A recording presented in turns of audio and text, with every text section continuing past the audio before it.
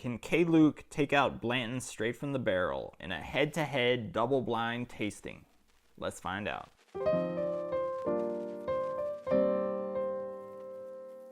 Welcome to Average Joe's Whiskey. My name is Joe. I appreciate you guys tuning in. Please take a second to subscribe to the channel if you're not subscribed, and to hit the like button if you get to the end of the video and you decide that you liked it. So today we have a very interesting blind coming up. We are blinding K-Luke batch number 6 against this bottle of Blanton straight from the barrel. So this particular Blanton straight from the barrel comes in at a 120.2 proof, dumped on July 20, 2023. And shocker, it came from Warehouse H. K-Luke batch number 6 is an older batch. I think they're up to batch 8 or batch number 9 now. So I wanted to do this double blind. I just finished recording it actually. I poured a bunch of different whiskeys into little sample bottles and then I put them in a box. So in just a second, you're gonna see me pick these two out of a box and pour them into glasses and blind them. When you see me pull them out of the box, I have no idea which pair of whiskeys I'm pulling out. I love doing blinds. I feel like it's a lot of fun, especially head to head in a double blind. I feel like you learn a lot about your palate and you learn a lot about what you're looking for when you're gonna spend money on a whiskey. These are kind of close in price. This comes in at 110 MSRP. This is 150. But obviously this Blanton straight from the barrel is super hard to find. You see this marked up to $300 or even more in some places. It is obviously an excellent whiskey from Buffalo Trace, but if the K-Luke can give it a run for its money, that will be awesome. All right, so I put a bunch of whiskey samples in this box. Probably should have got a smaller box. But anyway, I paired up a bunch of whiskeys. Some of them are gonna be expensive versus cheap, or high value versus low value. Some of them I thought were just kind of good pairs that I wanted to blind and see which one was better. I tried to put a bunch in here so that I'm doing this pretty much double blind. But anyway, today I'm gonna pull out a pair and we're gonna blind them head to head. Let's go.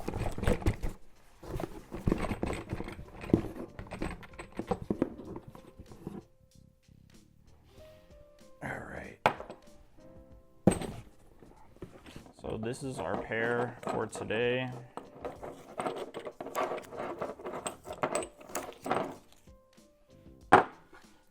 All right, so I have two whiskeys here. I have no idea what they are. Let's blind them.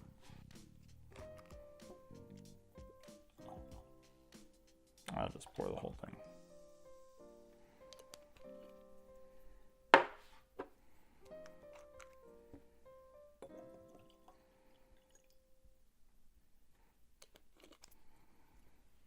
All right, I think they had enough time to open up.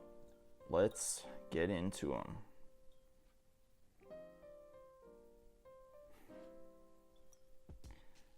This one smells fruity. Fruity and a little spicy. Let's try this one. Ooh. This one smells very fruity. That's almost like a wine nose.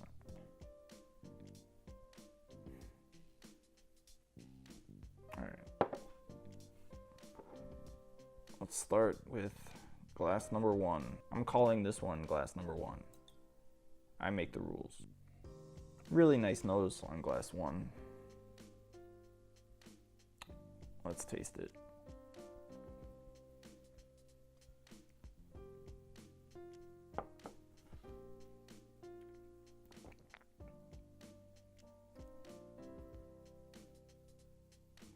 Ooh, that was super complex.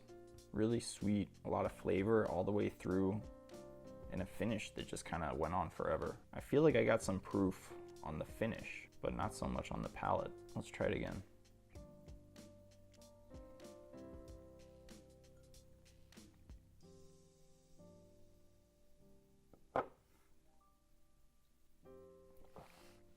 Yeah, this is really nice and fruity. A lot of spice. I feel like it's got some blackberry notes, maybe some grape notes on the finish. but kind of mixed in with some cinnamon or some nutmeg. Glass number one's really good. Very, very interesting pour. All right, glass number two. Oh, yeah. Glass number two has a really sweet nose. Really sweet.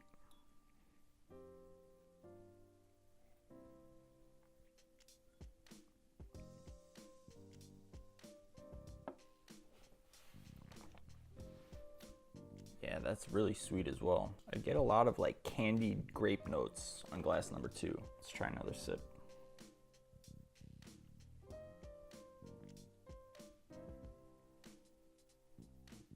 You can see why I paired these two. They're both real fruity, really nice mouthfeel. They have a little bit of spice, and this is gonna be tricky.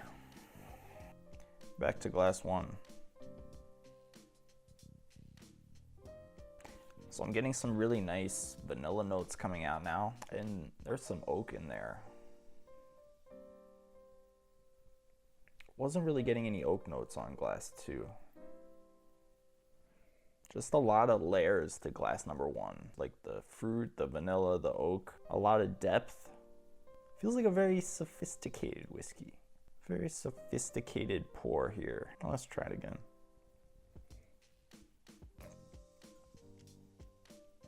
That is good. You get those cherry and grape notes, and then some vanilla and brown sugar with a little bit of spice at the back of the palate. Really nice mouthfeel. Kind of lingers in your mouth. Feels like a real three-dimensional whiskey. I don't know if that description makes any sense, but I just feel like some whiskeys have more depth than others, and this feels like a deep whiskey, like a whiskey with a lot of depth. I don't know if deep whiskey makes sense, but if it feels to me like it's got some depth. Let's go back to two. Yeah, so two also has a few different layers. Like it's got that the fruit notes on this are a little bit brighter. Like it has some grape notes, it has some strawberry, some raspberry, like a bunch of light red fruit notes, and there's definitely some vanilla underneath. All right, let's try two again. It's got some really nice flavors. The proof comes through a little bit more, like the ethanol kind of comes through. It doesn't blend as well as glass number one, but it's got a lot of really nice notes, and it is really nice and sweet. You do kind of get a kick of spice on the finish of glass number two as well, and you really get some grape notes on the finish. All right, back to glass one.